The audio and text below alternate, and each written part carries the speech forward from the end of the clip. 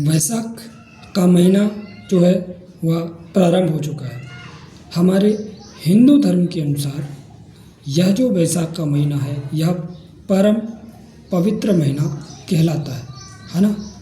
कोई भी कार्यक्रम हो सकते हैं, सांस्कृतिक, सामाजिक और हमारे धार्मिक अनुष्ठान के अंतर्गत जो भी कार्य होते हैं वह सभी कार्य के लिए यह अत्यंत ही शुभ और पवित्र महीना माना जाता है। यह वैशाख का महीना मुंडन, गृह प्रवेश, विवाह और दान, पुण्य, सत्कर्म, कथा, पूजा, जप, तप आदि के लिए सभी जितने प्रकार के भी सत्कर्म हैं उन सब के लिए यह वैशाख का महीना परम पवित्र और परम धार्मिक अनुष्ठान की परिपूर्ण आपको कृपा प्राप्ति के लिए यह महीना अत्यंत ही दुर्लभ कहा जाए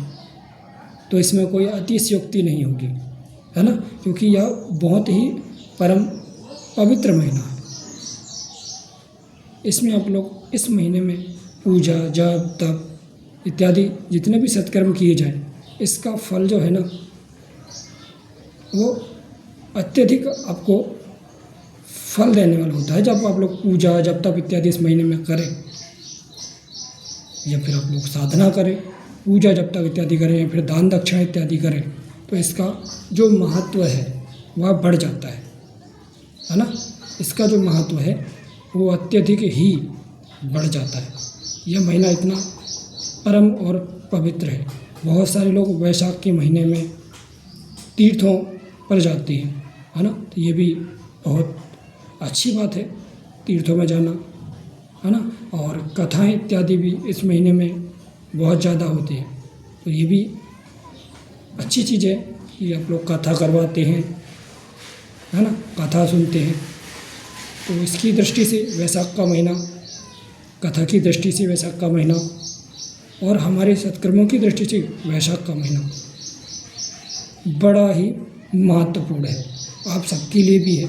इस महीने में भगवान श्रीमन नारायण भगवान की पूजा पाठ इत्यादि यदि किया जाए, है ना, मन, क्रम, वचन और लगन से यदि आप लोग प्रभु श्रीमन नारायण भगवान की यदि आप लोग पूजा करते हैं या फिर माता लक्ष्मी की आप लोग पूजा आराधना करते हैं तो निश्चित ही धन प्राप्ति के योग इस महीने में बनते हैं,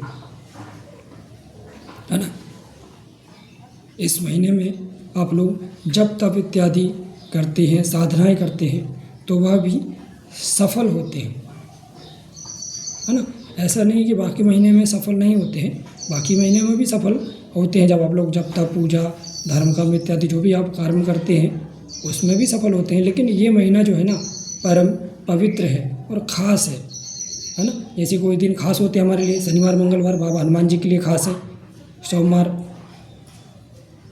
भोले बाबा के लिए खास है, ऐसे ही यह महीना भी हमारे लिए बहुत खास है ना। साधकों की दृष्टि से या फिर साधिका जो हैं, जो लोग पूजा पाठ इत्यादि करते हैं उनके लिए यह महीना परम पवित्र है, खास है। पूजा पाठ के लिए भी हम जो भी सत्कर्म करते हैं उसका अत्यधिक फल हमें प्राप्त होता है ना।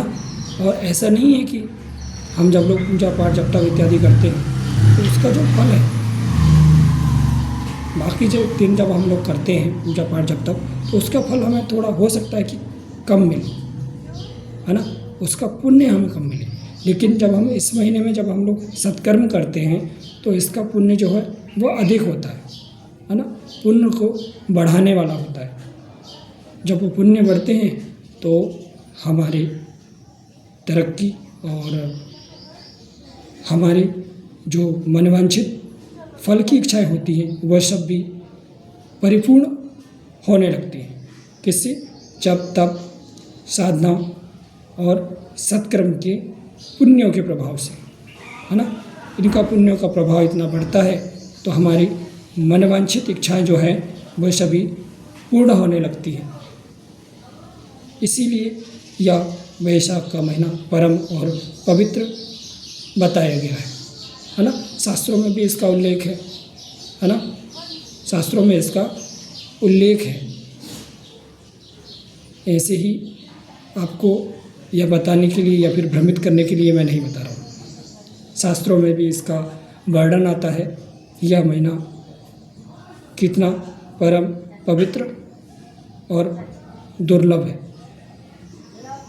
इस महीने का जब तक पूजा पाठ सत्कर्म इत्यादि जितने भी कर्म हैं इसी महीने में होते हैं। जो हिंदू धर्म के मान्यताओं के अनुसार जितने भी सत्कर्म जो हमारे धार्मिक अनुष्ठान हैं, जो हमारे धार्मिक कार्य हैं, वह सभी इसी महीनों में अधिकतर जो हिंदू धर्म के लोग हैं वो इसी महीने में करते हैं, है ना।